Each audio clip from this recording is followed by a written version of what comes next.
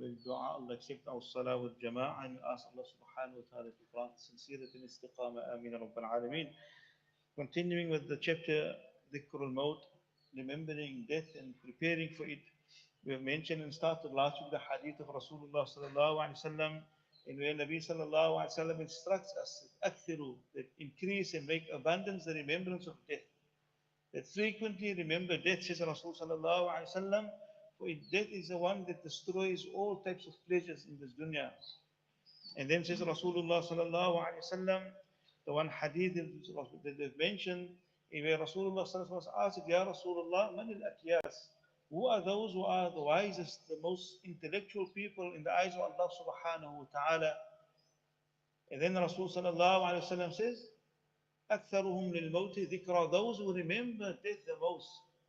Those are the most intellectual in the eyes of Allah subhanahu wa ta'ala. Not only do they remember death, but through the remembrance of death, it makes them prepare for death, says Rasul sallallahu alaihi wasallam. Those who prepare for death, those who perform good deeds, it will be of benefit to them after they leave this dunya. So those, says Rasul sallallahu alaihi wasallam, those are the people who are in the sight of Allah subhanahu wa ta'ala, the intelligent people. In this evening we continue again one or two narrations. The first beautiful narration, it is narrated from some of the scholars, is to say that man akthara dhikra al-maut ukrima bi thalatha ashya. They say that those who used to frequently remember death, or the person who frequently remembers death, he will be honored with three things. Three things Allah subhanahu wa ta'ala will inspire him to do when he remembers death a lot. The first one, says Rasul sallallahu alayhi wa sallam, ta'jilu tawbah. The first one is that person will always be in a hurry to turn to Allah in forgiveness, seeking the forgiveness of Allah. So when a person remembers maut, and the person is aware of death, whenever the person commits a sin, immediately turns to Allah in forgiveness. He will be of those who quickly return and quickly rush in the forgiveness of Allah subhanahu wa ta'ala. And then says Rasul sallallahu alayhi wa sallam, وَقَنَاعَةُ الْقَلْبِ. The person who remembers death a lot, Allah subhanahu wa ta'ala will also grant him contentment of heart. Allah will grant him contentment in his heart. I will think that how does the contentment come when we think about death a lot, and death is something scary. So I mentioned that death, it will remind a person that whatever Allah subhanahu wa ta'ala has decreed for him in this dunya, whatever rizq Allah has given to him in this dunya, because he remembers death a lot, that person will be pleased with the decree of Allah subhanahu wa ta'ala. He will be content with the decree of Allah. Why? Because you know this is temporary. This is a test Allah's putting me through. The greater reward lies in the year after, when we attain the Jannah of Allah subhanahu wa ta'ala. So by remembering death, the second thing Allah gives a person, the ulama is to mention, is that Allah grants him qana'ah, that peace and contentment in his heart. And the third one, says the ulama, وَنَشَاةُ الْعِبَادَةِ, Allah subhanahu wa ta'ala grants him that when he performs ibadah, he has that energy and that eagerness to perform ibadah. A person who remembers death a lot, says the ulama, that person you will find, he will be from the forerunners when it comes to good deeds. He will be of those who are always in the masjid, those who are always spending their wealth, those who are always trying to do righteous deeds. Those people who always find pleasure in the worship of Allah subhanahu wa ta'ala. Every moment they get, every opportunity Allah sends, they don't deny, they take that opportunity with both hands and they engage in the worship of Allah. So Allah gives them a certain eagerness and energy to do the worship of Allah. Allah grants us these three qualities. And then says the ulama, they mention again, وَمَنْ نَسِيَ الْمَوْتِ. As for the one who forgets death, is unmindful of it, that person عُوقِبَتْ بِثَلَاثَةِ أَشْيَاء. That person will be also, in return, he will receive three negative qualities. The first one the ulama mentioned, tasweef al-tawbah. That person, again, he will delay the tawbah. He will tell himself, no, inshallah, one day when I'm older, I'm not ready to turn to Allah yet. One day when I go for Hajj, as if he has a guarantee, he will live till that time.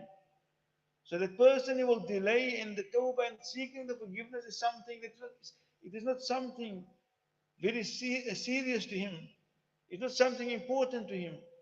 So when he is unmindful of death, you will find a person delaying his tawbah. So when a person delay, when we commit a sin and we don't find our hearts filled with regret and wanting to turn to Allah, the remedy is to remember death. To remember death. And then the second thing the ulama has mentioned, وَتَرْكُ الرِّضَى بِالْكَفَافِ. And that person also, he will be, there will be no contentment. He will not be pleased with the decree of Allah subhanahu wa ta'ala in terms of his livelihood and everything that Allah has given to him. So that person, because he forgets death, that person's focus will only be to attain and to amass in this dunya.